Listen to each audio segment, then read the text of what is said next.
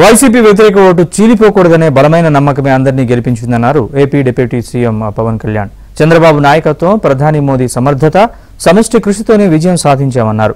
అధికారంలోకి వచ్చిన ఖజానా ఖాళీ ఉన్నప్పటికీ ఇచ్చిన మాట ప్రకారం మెగా డిఎస్సీతో పాటు పెన్షన్లు పెంచి ఇస్తున్నామని చంద్రబాబు చెప్పారంటూ పవన్ చెప్పారు.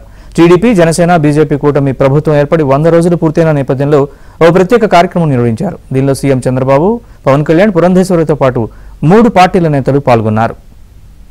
ఈ రోజున ఇక్కడ గెలిచిన గౌరవ సభ్యులందరూ ఎంపీలు కానీ ఎమ్మెల్యేలు కానీ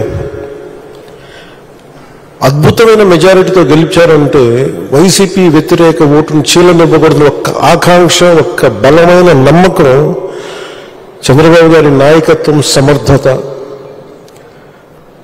ఈ దేశాన్ని 3వసారి ప్రధానమంత్రిగా పగ్గాలు చేపట్టి ముందుకు తీసుకెళ్తున్న నరేంద్ర మోదీ గారి నాయకత్వాన, పురంధేశ్వరి ఆయన దిశానిర్దేశంతో, పురంధేశ్వరి గారి నాయకత్వంతో తెలుగుదేశం నాయకుల్ని చాలాసార్లు చెప్పాను, వాళ్ళందరి సమిష్టి కృషితోటి ఒక అద్భుతమైన విజయాన్ని సాధించాం. ఇలాంటి గడ్డు పరిస్థితుల్లో డబ్బు లేదు మనకి. రాగానే ఛార్జ్ తీసుకోగానే ఇవన్నీ ప్రోటోకాల్స్ ఉంటాయి కానీ లోపల ప్రోటోకాల్స్ తగ్గ డబ్బులు లేవు లోపల.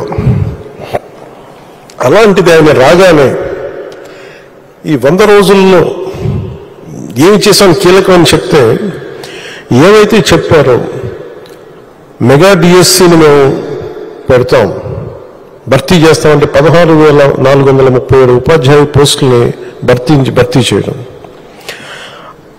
చాలాసార్లు పెన్షన్ గురించి మేము మాట్లాడుకుంటామంటే చాలాసార్లు దీంట్లో